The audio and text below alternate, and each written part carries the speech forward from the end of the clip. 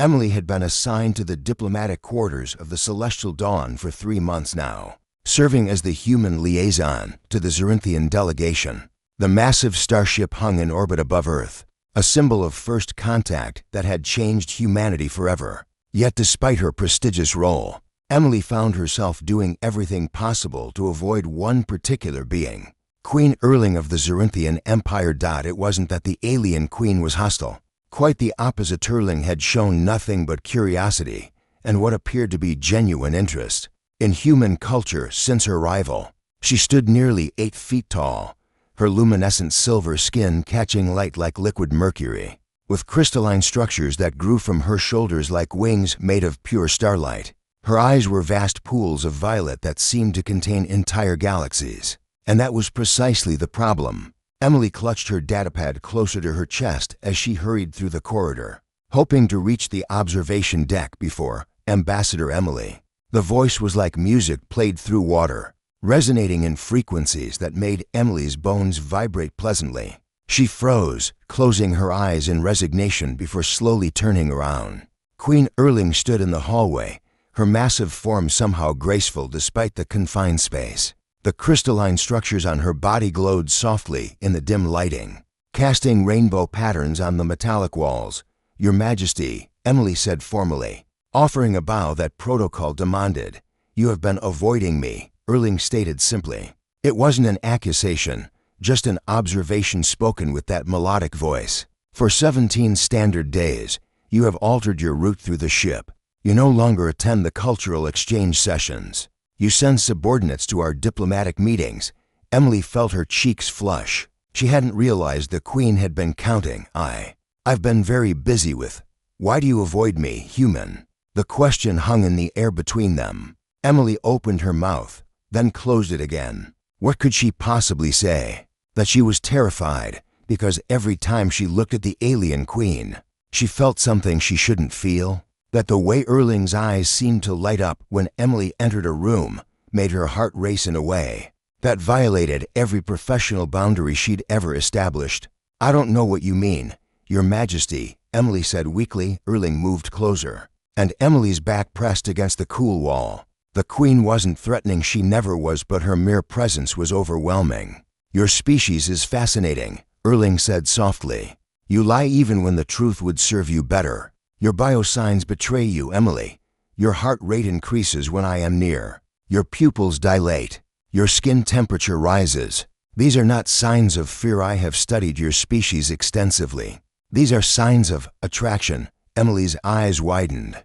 That's not I mean, and yet you run from me," Erling continued, tilting her head in a gesture that reminded Emily of a curious bird. "Among my people, such reactions would be celebrated. We do not hide from connection. But you flee from it. Why?" The walls Emily had carefully constructed around her feelings began to crumble.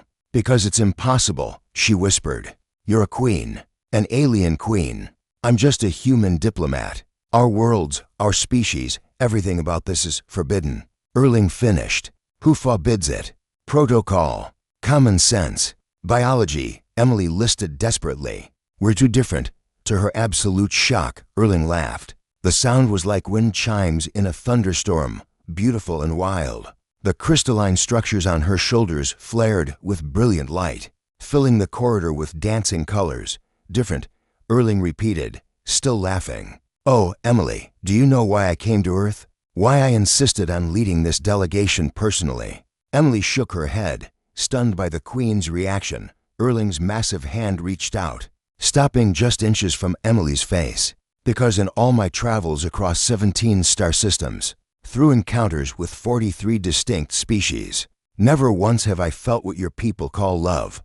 My kind do not experience it.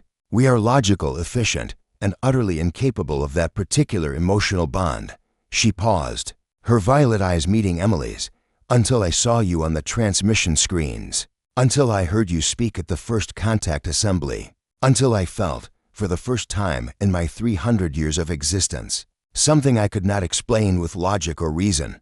Emily's breath caught in her throat. That's not possible. I spent months studying it," Erling continued, her voice filled with wonder. "This strange ache in my chest when you are not near. This desire to hear your voice, to make you smile. My scientists concluded I had contracted a human disease. But it is not a disease, is it? It is what you call love, and you feel it too, I know you do. Yet you run from it, because I don't know how to handle it, Emily admitted, tears forming in her eyes. I don't know how we could ever work. Erling finished again. Her hand finally made contact, fingers as delicate as glass gently wiping away a tear from Emily's cheek. Neither do I. But isn't that what makes it worth exploring? You humans, you do impossible things every day. You send signals into the void hoping someone will answer. You build ships to touch the stars. You dream of what should not be, and then you make it real. Emily looked up at the alien queen, at this impossible, beautiful being who had somehow fallen in love with her, and felt something shift inside her chest. I'm terrified, Emily whispered. Good, Erling replied, her voice gentle. So am I. Perhaps we can be terrified together. And there, in that quiet corridor of the celestial dawn, Emily finally stopped running. She reached up, her small human hand finding Erling's luminescent one, and felt the queen's fingers curl around hers with surprising tenderness.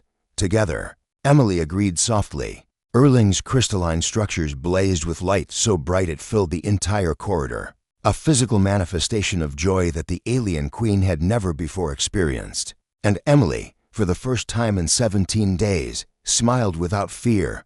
The universe, they both realized, was far more vast and strange and wonderful than either of them had imagined.